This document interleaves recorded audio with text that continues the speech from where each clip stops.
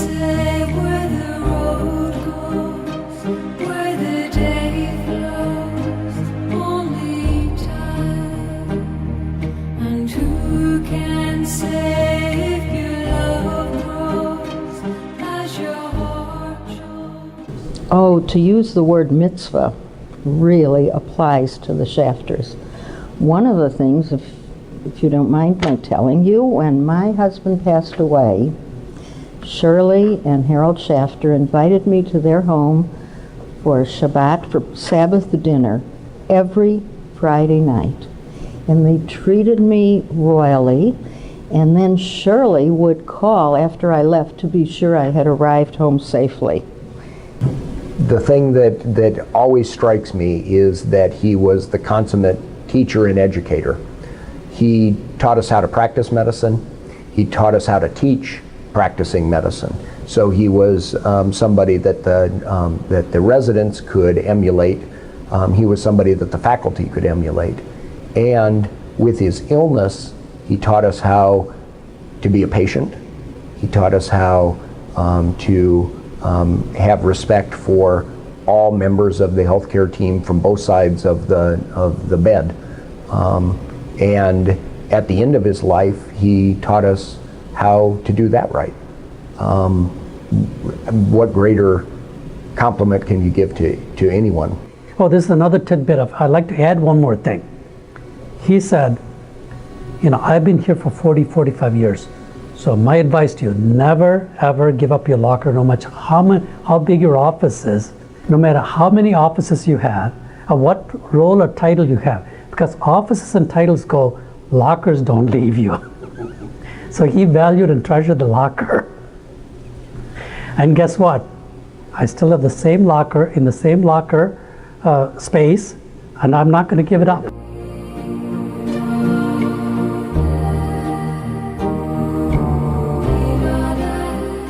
I have known Harold Shafter since the early 90s, and the first experience that I had of Dr. Shafter was when he was teaching me a course in leading organizational change. Little could I have known that he and I, over the years then, would become more and more collegial and working together more, especially in the service of Rainbow Hospice. And when I think back now to the things that he was teaching me about how to lead organizational change and how to help an organization stay intact through major change, I had no idea that I was getting ready to run Rainbow. They were interviewing individuals to become a medical director for the hospice program. Harold, the forever teacher, reassured me that I did have the ability to do this, but also it wasn't just me, that there were resources that were available, and he included himself on the list. As a doctor taking care of patients in cardiology, and as a doctor teaching young doctors, he was very eager to make sure that we were doing better in terms of dealing with burdensome, difficult symptoms that people with chronic illness have. And that's why palliative medicine is so important. I think that Dr. Shafter understood, as a practicing physician and a cardiologist, that life was more complex than just what happens to the heart physically, that there are other aspects which have to do with being a human being, which were important in the care of sick people, and he attended to those as well as to the needs of the heart. So for those reasons, I think it was one of the good works that he did by broadening the perspective on heart disease to include palliative care.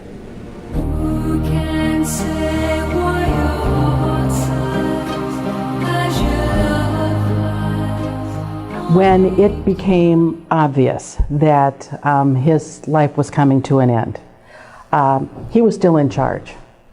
He called me into the room and said, "It's time to have a talk." And Shirlee was there, and he told me what he wanted to do. He wanted to talk to all of his physicians, and he gave me a timeline, which was not unusual to him, and it needed to happen. They all came walking down the hallway with their lab coats totally buttoned, which was true Dr. Shafter form. They usually didn't have their lab coats buttoned all the way up. They were standing erect, and they were serious. So we all went in the room and we all sat down, and he talked to each one of them, not only what they meant to him as physicians, but as individuals. It was probably one of the most meaningful conversations that I've ever had. I found the ARC to be absolutely wonderful, and he knew what he was asking for as a doctor, and he had seen this before, so I thought he was unusually courageous. I thought Shirley was remarkably courageous. She was there to cheer him on, she was there to give him courage, her optimism was shining through. I just admire them so much, and if you saw the number of friends, very beloved people, very beloved people. People love them, and that's why I love them too. I can see the inner strength in him, which is always shown, the character, and the dignity he showed, and the choice he made in going to the ARC. And I would still remember when my time comes, how dignified he looked and how, with great dignity he made decisions and was happy with the decision. When I think now about the choices that Dr. Shafter made towards the end of his life, I realized that he was still teaching us. He was teaching us how to capably and confidently complete a life. He was making sure that he was still in charge. He wanted to make sure that his family was well cared for and considered, and he accomplished all of those things.